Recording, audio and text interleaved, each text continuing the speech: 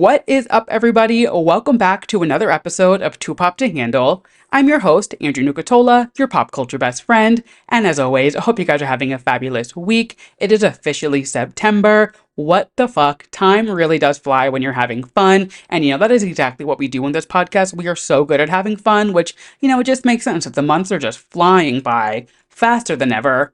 Needless to say, I feel like September is kind of like a fabulous month. The weather starts to cool down a little bit. You can finally break out that denim jacket or maybe your favorite sweater that's been collecting dust in the back of your closet for the last few months. You can finally enjoy pumpkin flavored things without people jumping down your throat and telling you that it's too early to be enjoying it, which it's just like negativity that nobody needs in their life. But most importantly, and I think this is really the reason why September is such a fabulous month, is because Beyonce was born in September. September 4th, 1981. Mark it on your calendar. It is a national holiday. I feel like we should have off on Beyonce's birthday. I feel like the bank should be closed. There should be no mail. It should really be a day where we come together as a nation and just celebrate the greatness that is Beyonce. But maybe one day when I run for president, I'll put that into action. But for now, I am just here to remind you all to do your duties, stream a Beyonce album, whatever it may be. Make sure you were celebrating Queen Bee's birthday this year correctly. Moving right along, September is also a fabulous month because there's just so many, I feel like pop culture things start to ramp up again. Like the summer kind of takes a lull, but once September hits and it's back in action time, we have the VMAs, we have the Emmys, we have New York Fashion Week. I feel like so many TV shows start coming back in September. I was looking at my calendar of upcoming shows that are starting soon, and I was like, oh my God, I'm literally going to be watching TV every single night for hours when I get home because there are so many shows coming back in the next few weeks. I cannot wait. We are rummaging through this year so fast. Before we know it, we're going to be putting up a Christmas tree. It is crazy, but we have a fabulous show, as always, in store for you guys today. And before we hop into our pop culture moments from the week that were just too pop to handle, we have some housekeeping to do. So first and foremost, if you did not see, I uploaded a bonus episode for you guys yesterday. Just, I'm the gift that keeps on giving. I am so dedicated to my art. I uploaded a bonus episode of me going track by track of Sabrina Carpenter's latest album, Short and Sweet. It was so much fun to record. Like I said, it is up now, so if you missed that, go check that out. I am loving this album, and it was really fun to dive into all of the Sabrina-isms, as I kept saying on the album, and just her humor and the production choices they made. It was really, really fun to record, and I really loved the episode, so make sure you go check that out if you have not yet.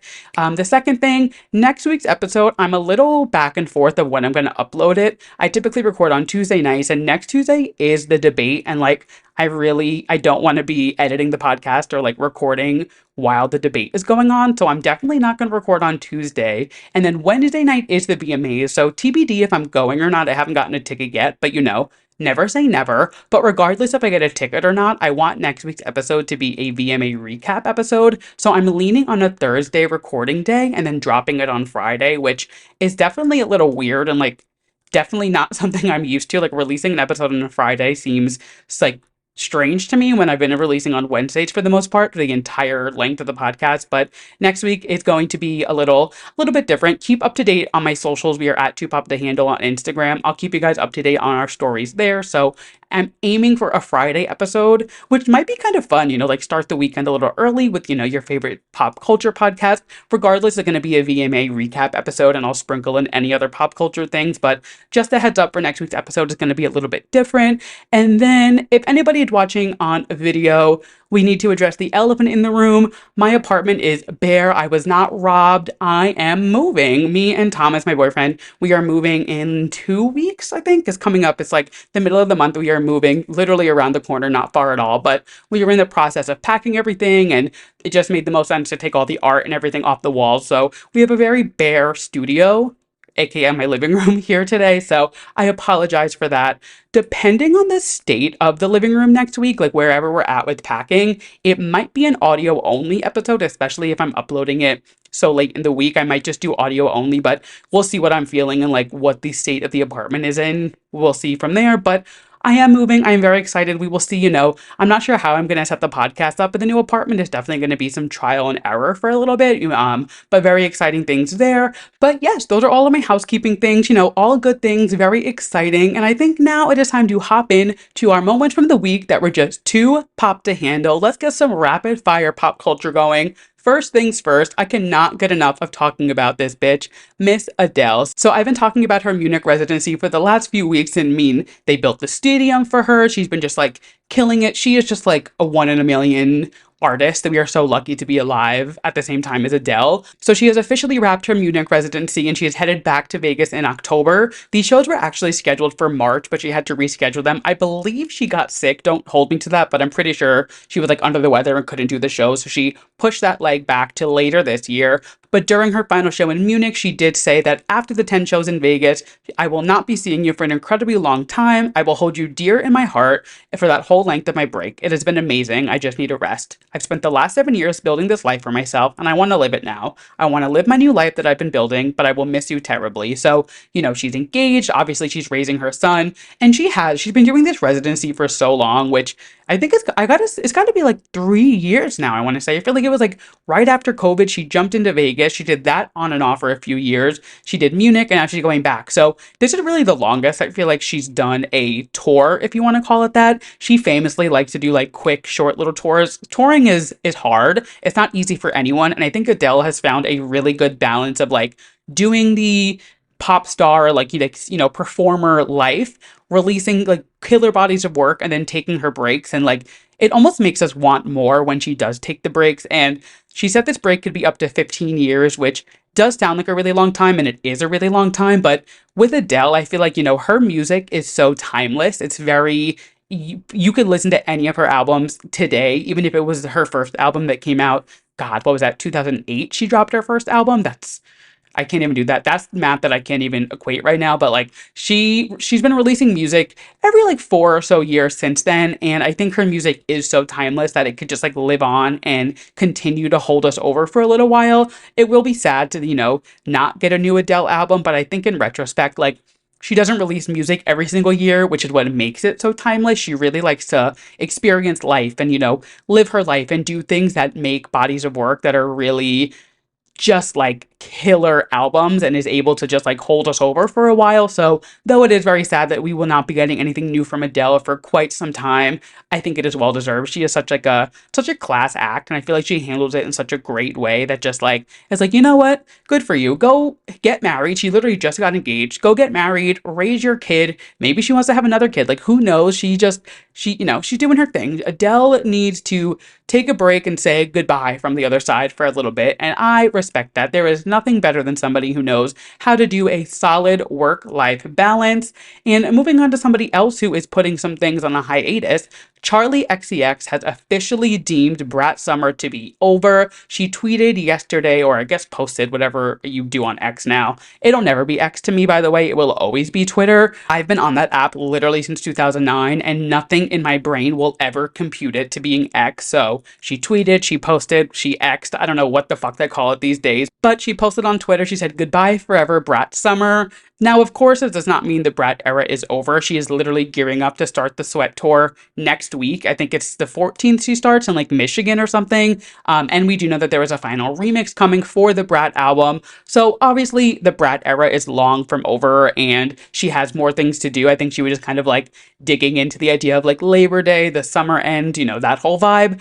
But something very interesting that she posted today, which I'm starting to like, maybe I'm just like piecing things together. I don't know. Are we getting a Charli XCX and Troye Sivan collab album? They posted these photos today and it was just the two of them wearing a tank top that said it's about fucking time. They cropped their faces out, so it was really focused on that message, and it got me thinking, they've already done the singles, they've done the music videos, they've performed together, they're already doing a tour together. Like, what else is there for it to be about fucking time for than an album?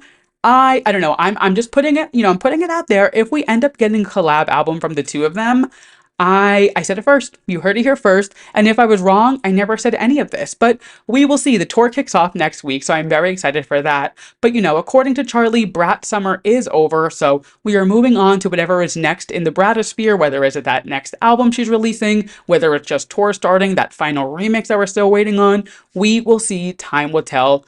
Regardless, I am seated. I am very excited. You guys know I cannot get enough of Brat, and I am so excited for whatever comes next in this kind of Charli XCX timeline that we're all living through.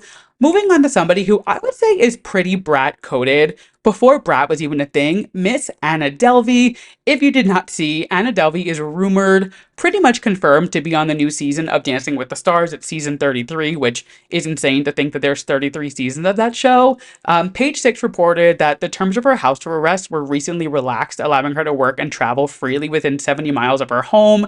And she was seen in LA recently, which people are leading to Dancing with the Stars. I wasn't sure if Page Six had like the cold hard facts she's going to be in the cast, because as of right now, the only person announced who is confirmed on the cast is Steven Nedorozic, who is from the USA men's gymnastics team, who just competed in the Olympics. He's the only confirmed cast member that I think is announced. By the time this episode is out, the full cast should be announced. This we're getting announced September 4th, so this is getting released on September 4th, so if you're listening to it on release day or anytime after that, you know who's on the cast. But Anna Delvey is like pretty much confirmed, which I am just so here for. I loved Inventing Anna. I thought it was such a good show. I didn't know much about her case before that show, and I don't know if that's like a popular opinion or if like a lot of people knew who she was already. I had no idea who she was, but once I found out who she was, I did a deep dive on this bitch because I was so intrigued.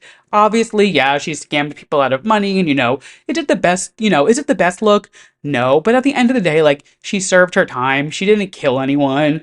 It is what it is, but I am very excited for this like Anna Delvey renaissance that I feel like we're having. She has her new TV show coming out, The Dinner Parties with Anna, I believe it's called, or Delvey's Dinner Club. I apologize. She's been making her social media comeback recently. She's been very active and like doing a lot of content with the USA Network. So I think a Dancing with the Stars spot would be so much fun for her, and I think it would just be like something completely new from her that nobody expected, which I think with Anna Delvey, you kind of have to expect the unexpected. So very excited for that. I kind of go in and out with Dancing with the Stars. Some seasons I watch, some seasons I don't. The season that Charli D'Amelio won, I watched it religiously. It was such a killer season. It usually just kind of depends on who's in the cast, if that's going to make me watch or not. If Anna Delvey is confirmed in the cast, I will be seated for that, and I will 100% be watching and voting for Miss Anna Delvey every single week. But TBD, we'll see who's announced in the cast, and we'll chat about it next week. But moving right along to our next thing, the Motorola Razr is so back. If you did not see, Mattel and Nokia are set to launch a Barbie flip phone that is literally going to have no internet access, no social media. It will only include technologies that are available in the 90s and 2000s. So it will have a basic camera. You will be able to call and text on it. And I am just like, what the hell? I feel like growing up, you always hear your parents talk about the fact that like trends always come back around. You're going to see things, that go out of style, come back in style. And we are literally witnessing the rebirth of the Motorola Razr. This is insane. So the phone's going to retail for $130, and it is going to it's targeted towards Gen Z as a digital detox. They want to, make it a way for people to like unplug a little bit and just have the necessities of a basic cell phone like we used to have when we were growing up. Now, I personally will not be purchasing one. I just don't feel the need for it, but I'm very excited to see the people who end up buying this just solely for the Instagram photo op, because like we all know at least 3 people, so many people come to my mind when I'm like, they're going to buy this phone just to take the Instagram photo, completely defeat the purpose of the digital detox of this phone. Post the photo and then they're never going to use the phone again. And when you see me double tapping every single Instagram photo, TikTok, reel, mind your business, I'm here for it. I am all about a photo op. I'm all about a prop. So kudos to you. It does come with stickers, which is pretty enticing, but will not be purchasing myself. But anybody out there who is looking for a digital detox or a cute little Instagram prop, Mattel and Barbie are coming your way. And the final pop culture rapid fire moment we're going to talk about is going to lead us perfectly into our new music segment. But Miss Sabrina Carpenter has hit #1 on the Billboard chart, and I am so thrilled. You guys know I'm obsessed with Short and Sweet. I think it is a fantastic album. Again, I did the whole episode yesterday that talked about the entire album track by track, just breaking it down for everybody, and it is what she deserves. It's her first album to go #1. It is the 3rd highest debut of the year, only behind Taylor Swift and Beyonce, which like being in that top 3 with the 2 of them ahead of you has got to be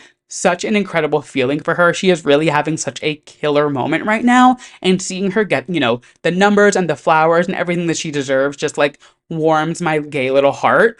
She also became the first solo artist to ever chart her first 3 top 5 Hot 100 hits simultaneously. That is a tongue twister to say. So please, please, please, Espresso and Taste are all in the top 5 of the Billboard Hot 100 right now. And she is the first solo artist to ever have her first 3 top 5 hits chart simultaneously. She is the only other artist to do this besides the Beatles, which is insane. I mean, it's the Beatles, like being up there as the only other artist to do something with them. It's giving like Katy Perry Teenage Dream, Michael Jackson Thriller album, where like the only 5 singles to go #1 from an album. Like these are records that are like they're set by one person, and to meet that standard or like get up to that, standard with them is just such an incredible milestone for any artist. And I love to see this for Sabrina. You guys know I've been obsessed with her lately.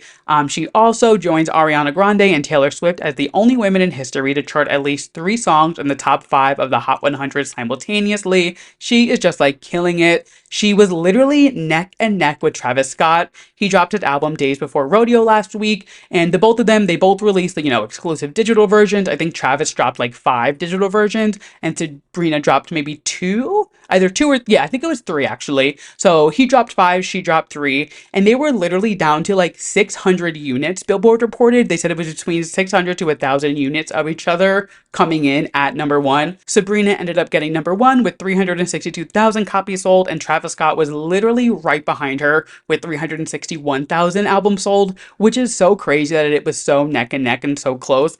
But, we love to see, the cream rises. We love to see Sabrina Carpenter being on top. As I always say, she loves to be on top, and it's where she belongs. So we love to see it. Congratulations, Sabrina. And again, make sure you check out that bonus episode I did. I loved it. It was so much fun breaking down that album. So go check that out. And from our Two Pop to Handle moments of the week, we are going to move right into our Drew releases segment. So we are going to talk about our new music releases. There was actually no new music releases that came out last week that I listened to. I did completely miss Doechie's album coming out, but I haven't listened to it yet. I've just kind of been consumed with like the end of summer and moving and things like that. So it's on my radar to listen to, but I haven't yet. But we have a lot of releases coming up this week. So coming up this Friday, we have 2 albums and 3 singles. First up, we have The Dare, who he was a producer for Brat, and he has an album, What's Wrong with New York, coming out. He's been having a really big TikTok moment with the song Girls, and he has 3 other songs from the album out right now. I like his vibe. I like his sound. I'm excited to check out, what's in store for the rest of the album. We also have Paris Hilton dropping her album, Infinite Icon, coming up this Friday. And then as far as singles, we have Megan Thee Stallion with RM from BTS releasing Never Play. We have Halsey releasing the 4th single from her upcoming album, which is called Ego. Well, the single's called Ego. The album is called The Great Impersonator. You guys know I have been eating up her album rollout, so I'm very excited for this new single. It's kind of giving like a grungy rock kind of vibe again, which I'm very seated for, very excited. And then the final single we have coming out is Kim Petras featuring the Chainsmokers, Don't Lie. I feel like the Chainsmokers haven't really been on my radar for a while. They were like very much in our face nonstop in like 2015, 2016, and they were everywhere. I feel like they kind of took a backseat for a little bit. Maybe I'm just like, they're just like not, my target audience. I don't really listen to them often, but I don't think they've really had any big releases in the last few years. So I love Kim. I'm very excited to see what they have in store. And those are our releases coming up this week. We will talk about them next week. I'm not sure. I will probably listen to all of these releases by next week. I'm very curious to see what Paris Hilton's album is going to sound like. So we will check that one out. Again, I'm excited for Dare, and then the 3 singles. Those are easy to listen to. So we will recap those all next week. I'm also really, really going to try to listen to Doechie's album and really take it in. Like I said, I've told you guys, I saw her at Gov Ball and at Jingle Ball, and she was one of my favorite performers that we saw at Gov Ball. And I've also been loving Nissan Altima. It's the song that's been going viral on TikTok of hers. So I'm very excited to dive into that. Your boy is busy. But that being said, let's hop into the main part of our show. We are talking about the VMAs. So the VMAs have added 4 awards to their categories this year, and they're just social media driven awards. So you can vote. I believe it's just on their Instagram stories this week. I saw one of them go up today, and I'm assuming they're kind of, feathering them out over the next few days. But they are Song of the Summer, Best Trending Video, Best Group, and Most Iconic Performance. And we are going to dive into the Most Iconic Performance category because when you think of the VMAs, you really think of the iconic performances because there have been so many culture shift performances at the VMAs. So we are going to go through all the ones that are nominated for this award, and then I thought it would be fun to go through and pick out some other ones that I thought could be nominated in this category, and I have a few honorable mentions. So let's go through the nominees, then we'll go through the ones that I think could also be nominated, and we'll just, we're going to chat about, some fun VMA performances because that's really why we tune into the VMAs, right? So, first up on the nominees, again, Miss Beyonce, Happy Birthday. Love on Top from 2011 is nominated. We all remember where we were when she popped that blazer open and rubbed her stomach and announced that she was pregnant with Blue Ivy. Literally a shift in pop culture. It was such a moment. I mean, they panned to Jay-Z and Kanye, then they panned to Gaga, who was just a Joe Calderone. Like, it was a killer performance. What was crazy is like she was still singing to such a perfect level, hitting all of those notes, those octave changes in Love on Top. Like, she was hitting her notes like it was her fucking job. Well, it is her fucking job, but she was like not holding anything back. That is a challenging song to sing live. So, especially to sing it while you're pregnant, while she was technically corseted, because like that thing was, you couldn't really see the bump until she opened it. Like, Mother was singing, and it's a no-brainer that this is on this list. Next up, another no-brainer for this list, and I feel like this is one of the VMA performances that when somebody mentions iconic VMA performances, this is the one that you think of. It's Madonna, Britney, Christina Aguilera, and Missy Elliott from the 2003 VMAs, which is Like a Prayer and Hollywood. I mean, that was genuinely such a shift in the world, not even just pop culture. I feel like that was such like a moment in history when Britney, Madonna, and Christina all shared a kiss. Like, when you think of iconic televised performances, that is one of the ones that everybody thinks of. So no brainer that that is on this list. Next up, we have Lady Gaga Paparazzi, which like I remember so vividly sitting on my childhood bedroom floor, watching Lady Gaga essentially bleed out while she's hanging over the audience and being like, this is what I love about music, about performing. Like, it is quite literally a moment that like shaped what Too Pop to Handle is today. Like, that is a moment that is like gold star approved, a Too Pop to Handle moment in the world. If this wasn't on the list, I would be at MTV headquarters with a pitchfork being like, are you guys fucking stupid? But they're not, because we love MTV, a Too Pop to Handle, and of course, Lady Gaga 2009 is on there. Next up, this one is 100% deserved to be on the list, but I think it's the most iconic thing to be on this list because it is literally from the very first VMAs ever. It is Madonna, Like a Virgin, 1984, which A, is crazy that the VMAs have been going on since 1984, and B, Madonna really is such, I mean, fucking like fork found in the kitchen. Of course, Madonna is such an insane pillar in pop culture, but for her to be on this list twice and her first VMA performance ever at the very first VMAs is just like, it's so incredible to see like celebration like this over an artist who has really shaped so many other artists' careers. So I was very pleased to see that and just thought it was like a fun little nod back to like the real roots of what the VMAs were. Next up, we have Taylor Swift, You Belong With Me. I mean, she's in the subway, she runs into the street, she's performing on top of a taxi outside of Radio City Music Hall. It is like quintessential New York, quintessential VMA performance. I love that performance. Next up, we have Katy Perry, Roar. Now, I personally, and I love Katy, so before we even get ahead, let's get our facts straight. I'm such a Katy fan, and I loved this performance, but when I was looking at the list of other performances that have gone on in the VMAs, this one just didn't jump out to me as one of the most iconic of all time, with the other ones that weren't on the list. But I mean, performing on the Brooklyn Bridge, that was such a moment. I think she was the first artist to do that ever at the VMAs, or like maybe in history. It was such a moment, and like I remember watching it and being like, whoa, like that is such a cool way to take your VMA performance and really like put your stamp on it. Do not get me wrong, it is so iconic, and I did love the performance, but like looking at the rest of the list, I was like, that's interesting that that made the cut. But again, she is Katy Perry, and she is getting the Video Vanguard Award this year, so if they didn't put her on the list, it would kind of be a slap in the face. They're like, oh, we're giving you the Lifetime Achievement Award this year, but you're not nominated for Most Iconic Performance. But it is what it is. Very happy to see Katy getting, any type of acknowledgement at any award show. And then the final performance that is nominated is Eminem, The Real Slim Shady from the 2000 VMAs. I feel like this is a performance that is on every single list. I was doing research just to kind of like, there were some performances that I was like, did I forget any? I wanted to like, check my facts. Every single best VMA performance list that I read, this was on there, whether it was in the top 10, in the top 25. Like, this is such a moment for MTV, and Eminem is such a, just like if there was like an early 2000s Mount Rushmore, his head would have to be there, because I feel like he shaped so much of like music history back then, especially on MTV. His music videos were like so not ahead of their times, but just like people would like look at them and be like, what the fuck is this guy doing? But it's what music needed, and it was very like forward and ahead of its time kind of thing, you know. But so yeah, you know, obviously Eminem 100% deserves a spot on this list. And then we're gonna hop into the ones that I thought should be nominated or could be nominated if they ever do this in the future. First up on our list, Miss Miley Cyrus 2013 We Can't Stop with Robin Thicke at the VMAs.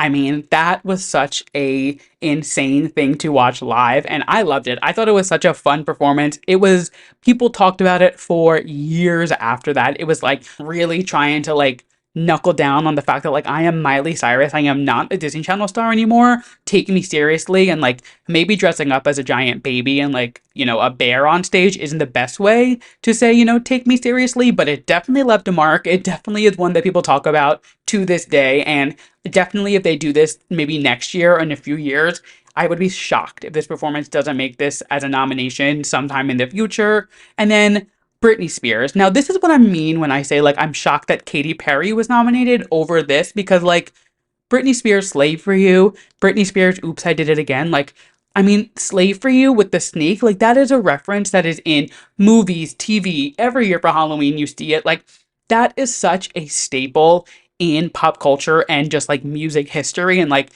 again, I loved Katie's performance. I think she definitely deserves a spot and, like, deserves her flowers. But the fact that, like, there was no solo Britney performances on the list of actual nominees when Slave for You, Oops, I Did It Again, like all of those performances exist. It definitely, you know, it shook me up a little bit. I was definitely surprised. But moving right along, we have Beyonce Lemonade.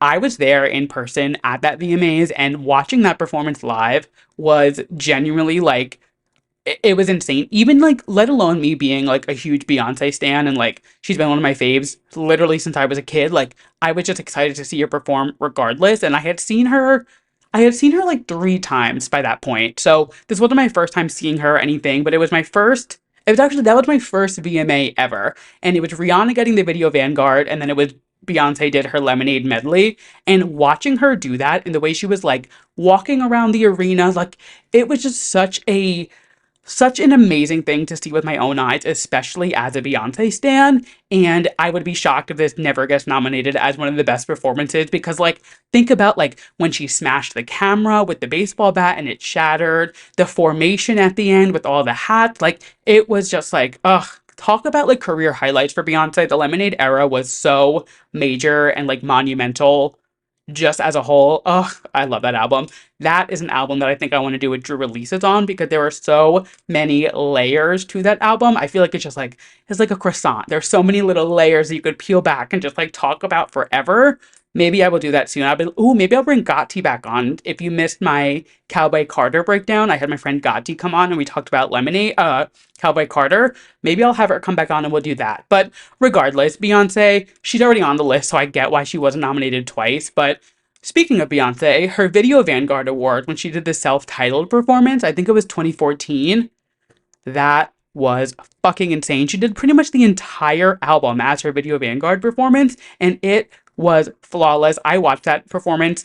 There's like the shittiest uploaded version of it. I don't know why. There's no high quality version of it on YouTube anymore. But I watched, there's like this shitty, it's zoomed in performance and it's like the lowest quality. It looks like somebody filmed it on their Barbie phone essentially. But I hold on to it because the self-titled Beyonce album is one of my favorite albums of all time. And that performance was just chef's kiss. Perfection. Moving on to our next person who I think could definitely be on this list, but she's already in the list twice, so I understand they couldn't give her 3 spots, but Madonna's Vogue performance in the 1990s VMAs was so major. I mean, the whole Marie Antoinette vibe of it, just like to think about like Madonna having so many performances that could be nominated and are nominated, and they're all in different decades. It just goes to show that is true artistry and true like talent and concept and like, that performance is insane. I love it.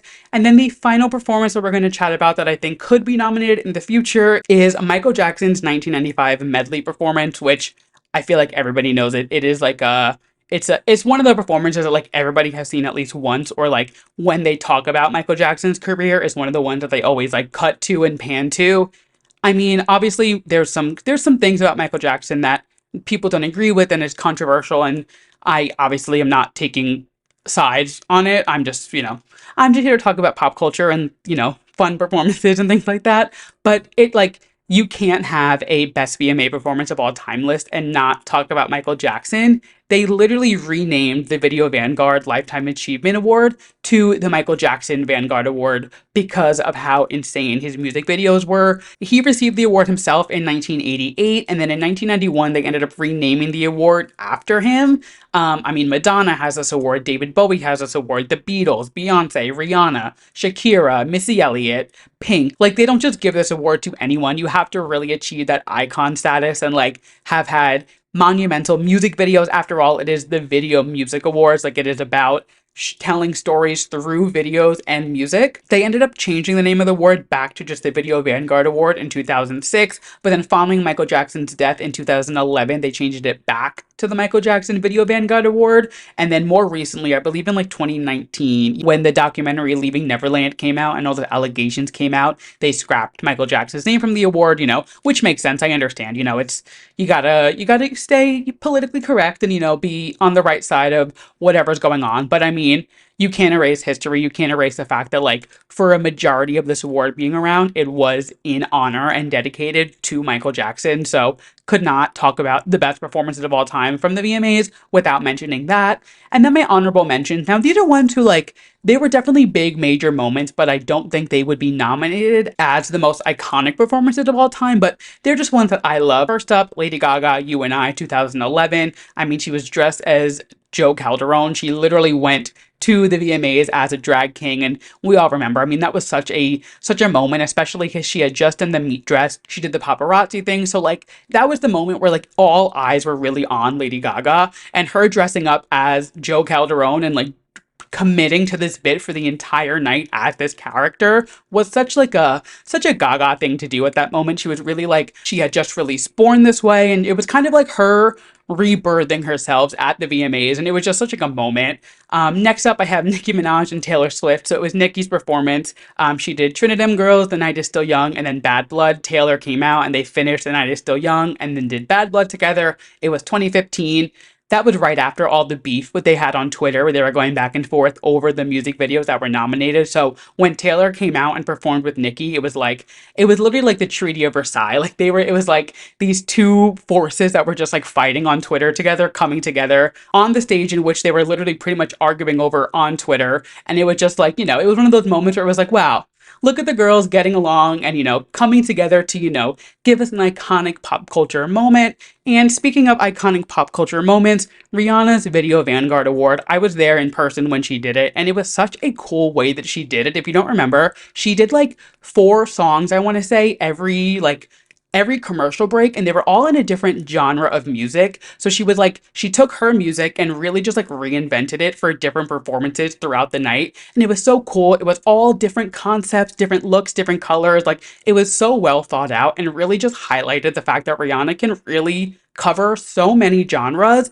and do it so flawlessly. And it just goes to show, like, she clearly deserved a Video Vanguard Award. And that wraps up our most iconic VMA performances of all time. The VMAs are happening next week. I'm so excited to recap them with you guys. The VMAs are like Christmas in August for me, so I'm so stoked to be recapping our first VMAs next week. And while we're on the topic of next week's VMAs, we just have one more thing to talk about, and it is the uproar that is going on surrounding Chappell Roan right now. And I'm going to say this one time and one time only: leave Chappell Roan alone. She has made it so clear what she wants out of her career. She wants to make music, have gay dance parties on stage, and just like express her true artist on stage.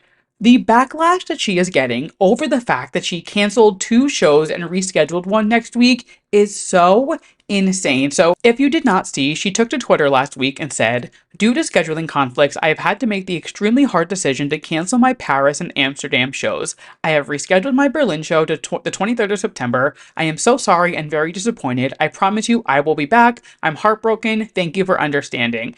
And now, Obviously, her shows were next week, which just lines up way too close to the VMAs. And, you have to rehearse. It's the VMAs. It's a huge night for anyone's career, let alone your first performance ever at the VMAs. And if you're going to look me in the eyes and tell me any artist would not cancel their shows for a VMA performance, you are out of your mind. I understand being upset. Trust me, it sucks to have a show canceled. It's happened to me before. Like, I get it. You're looking forward to this concert. It's like the highlight of your month. You are so excited. And then for it to get canceled, it fucking sucks. I'm not discrediting being upset about that.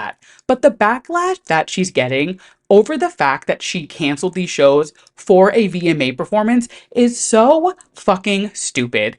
You cannot name a single artist who would not cancel a 1,500 person show for a VMA performance. The VMAs are one of pop culture's biggest stages, and after the year that Chappell Roan has just had, after 10 years of striving to be at this moment, who wouldn't take that opportunity? After the year that Chappell Roan has just had, after literally like having to move back home, having to work as a barista and like self-produce her music, getting dropped from a record label, to finally have her music be celebrated and be so like widely accepted by the masses, and to get this opportunity to perform at the VMAs. No shit, she canceled her shows. I think everybody needs to like take a deep breath and relax, because the way that people are treating her, if you don't leave her the fuck alone, there's never going to be another tour. I hate to say it, but I could honestly see Chappell Roan doing this album run and then like disappearing off the face of the earth. Maybe she becomes a producer, maybe she becomes just like background to people's albums, but the way people are treating her with the stalking, with like the way that they are just overreacting at everything she says, freaking out because she took this insane career opportunity. If you keep treating her this way, we are never going to get another Chappell Roan project. And I don't know about you, but that does not sit right with me. So take a deep breath, drink your water, maybe like go touch some grass and relax. I get it. You're upset it was canceled, whatever. Get over it. Moving right along into some TV drama. So no TV recap this week, but next week we will have TV recaps because Selling Sunset is back this Friday, and this season is already gearing up to be so juicy, and I am so excited. So if you were not following the girls on Instagram, if you did not see, there was some drama that unfolded over the weekend, and we're going to dive into it, because if anybody is going to be leading the Chrishell Stause defense squad, it is me. And her, Emma, and Chelsea, we got to have their backs right now, because the girls are trying to come for them, but they are not standing down. They are not taking it from these bitches. So I guess Chrishell saw an early screening of the season. I don't know how much she saw. I don't know what she saw, but something on this season set her off. So she took to her Instagram story over the weekend and she says, somebody needs to take my phone because, and then added a bunch of like the cursing emojis. She said, are we really still giving airtime to liars that just want airtime? I will never work on a show with her again, talking about Nicole. I would rather be sued. Just know that she is spewing a disgusting lie about a bestie that is categorically false and super damaging. It is not true. She then went ahead and tagged the production company. So she said, at Done and Done Productions, and you are disgusting for blindsiding her with this deceit with the world instead of letting her at least defend herself with the truth.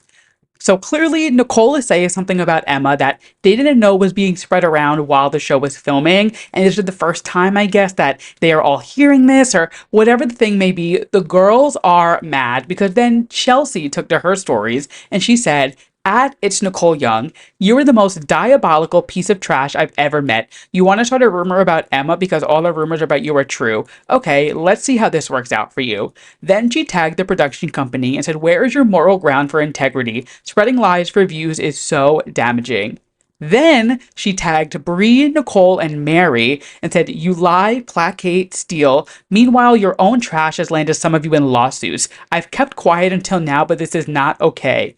FYI, Nicole is not the only homophobic and transphobic cast member, which is just like, whoa, they are unleashing the beast. I feel like these girls, like, there must be so much that we don't see behind the cameras and like whatever goes on. I don't know. These girls are clearly mad. It did not stop there. So somebody ended up DMing Chelsea and asking who the homophobic member of the cast is, so that people can stop supporting them. And she just said Brie. So they screenshotted it. Obviously, they leaked it and they posted it. So I don't know if that was like, I don't know if it was photoshopped or if it was real, whatever, but Chelsea seems to be standing on fucking business. So Nicole, who is obviously like has the target on her back right now, because I mean, realistically, who the fuck likes Nicole?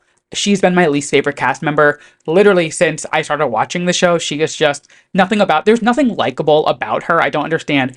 I mean, they keep her on because of the drama, but like, I don't understand what anybody could see in her. Like, she is just, ugh. I've never liked Nicole. This just further proves the fact that like she's trash. So she took to her Instagram story and she said, instead of attacking me and accusing me of lying, I think you ladies need to ask your bestie some tough questions. Does she let you know she was directly confronted on camera at the season 7 finale by the wife's best friend? Even still, I stated this info as a rumor. And given both of you have been the victim of extramarital affairs, I think you two would stand for the sanctity of all marriages. So I'm guessing Nicole is throwing around rumors that maybe Emma slept with a married man. Maybe she's like coming on to somebody's husband. Regardless, they will never make me hate Emma, Chrishell, or Chelsea. So I don't care what Nicole says.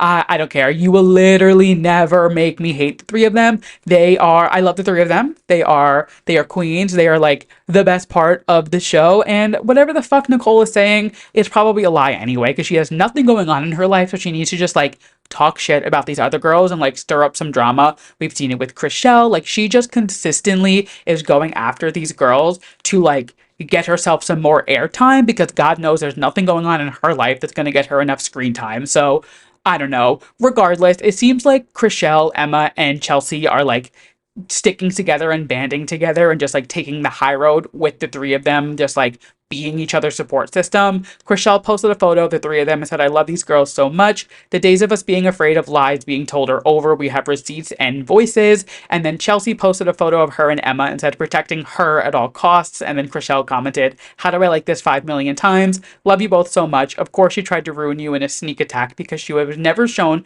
to be a liar again if given the chance to speak on it. What a weasel. So the girls are mad. I am so excited for this season. I don't know. I don't see Emma as being that kind of person. She's such like a girl's girl. And I don't know. We will see. Obviously, you never know what really happened, but regardless of what we end up seeing on the show, they will never make me hate Chrishell, Emma, and Chelsea. And I am so excited for this season. Again, it airs on Friday, so September 6th, I believe it is, on Netflix. And what's nice is they release the whole season at once. So we will see, you know, what damage I do over the weekend and how far I get in the season. Thomas and I are both like hooked on that show. So once we start, it's hard for us to stop. So we will see where we're at next week. And that brings us to the final segment of the episode. We have made it to my yes and my mess of the week. My yes being something I'm loving and my mess being something I am not loving. And my yes this week, this is something that is it's just like a heartwarming moment that has been going on. And it's just something you love to see. So Beetlejuice, the sequel to Beetlejuice, is obviously coming out. I believe this week it comes out. And the press tour that they have been doing for this movie, the way that the cast, you can just tell that they all love each other and appreciate each other so much, is so heartwarming. So obviously Jenna Ortega is being added to the cast. And the way that they are just like, they welcomed her with open arms, Catherine O'Hara and Winona Ryder, that is, and the rest of the cast. But those are the three of them have really been on this press junket together. Seeing the way that they talk so highly of Jenna and the way Jenna is clearly so appreciative of being on this set with them. Beetlejuice is such like a coveted cult classic that people love and like die over. So to be doing this sequel so many years later and to be adding somebody new into the mix is a really big deal. I mean, it's so easy to ruin a sequel, but I feel like a movie like this is kind of like it's coveted. Like, the cast is not going to do it if it is not perfect, because they had such a perfect thing when they did the first one. To do a second movie and not do it like 100%. It's just not an option for them. And there was that one video where they were like, what took you guys so long to make the sequel? And Winona goes, we were just waiting for Jenna Ortega to be born. And Catherine O'Hara says, we were just waiting for her to grow up a little bit so she could, be cast in the movie. You can really tell that, like, as soon as Jenna got to set with these icons in this, like, insane sequel that people have been waiting years for, she was just welcomed with open arms. I also think they were just, like, killing the fashion on this press tour. Jenna had to be doing all of these references to old Beetlejuice costumes or old outfits that, like, the rest of the cast has worn. And it's very much giving, like, the Barbie press tour where Margot Robbie was just, like, nailing it with all of her fashion. It's kind of giving that idea, like the callbacks to the original Beetlejuice movie and paying homage to the cast. It's just been like a flawless press tour. I'm very excited for the sequel. I don't know when I'm going to see it. I definitely want to see it because I love the original Beetlejuice and I want to see, what they do to kind of enhance this storyline. But this press junket has just been so nice to see and so fun to like see the cast all back together and see them welcoming Jenna with such open arms. Very, we'd love to see a sequel coming to fruition and like the cast being as excited as the fandom is. I mean, obviously, you guys know there is nobody more excited for Freaky Friday 2 or Freakier Friday than I am. So I understand, all the Beetlejuice fans out there, what this means to them. So very excited for that. Just love seeing this press junket. And my mess for the week, I don't love doing this. I usually try to make my mess something that isn't involved in the show, but it has just been bothering me so much the way people are just like flipping the script on this. And my mess of the week is the way people are treating Chappell Roan. Leave her the fuck alone. Listen to her music. Consume her art. Let her do her fucking thing. Her VMA performance is going to be insane. Like, she is going to give us an incredible performance. There's some rumors that it's like Britney Spears Lucky inspired, which with everything going on with her right now is very fitting in real life, and I would love to see the way that comes to fruition. Again, that's just like a rumor. Her creative director posted a mood board and said like current mood board with a bunch of pictures of Britney from that music video. Obviously, unclear if it's about Chappell or just like another project they're working on, but regardless, her VMA performance is going to be insane. And in 5 to 10 years from now, when I am still doing this podcast, I cannot wait to be talking about Chappell Roan being nominated for the most iconic VMA performance. So leave her the fuck alone. Shut the fuck up. Keep streaming her music because you love it and you can't get it out of your head. And with that, we have made it to the end of the episode. Thank you guys so much for listening to this week's episode of Too Pop to Handle. If you liked what you heard and you're watching us on YouTube, make sure you hit that subscribe button, give us a thumbs up, leave us a comment down below. If you're listening to us as a podcast, wherever you get your podcasts, make sure you leave us a 5-star rating, leave me a review. Spotify girls, you can leave me a comment and we can chit chat there. And I say it every single week. If everybody listening to this episode sent it to one friend, say it with me, I will double in listeners. It is simple math. If this hour-long episode wasn't enough, you can always come find more of me on all of my socials. I am at Too Pop to Handle on Instagram, Twitter, TikTok, YouTube, you name it, I am there yapping. And as if that wasn't enough, you can always follow my personal socials at Andrew Nucatola on Twitter, Instagram, and TikTok. And of course, if that's still not enough, I dropped a bonus episode this week recapping Sabrina Carpenter's latest album, Short and Sweet. So there was a lot of me to consume and, tap in or don't, your choice. And with that, I will catch you guys next week. Bye!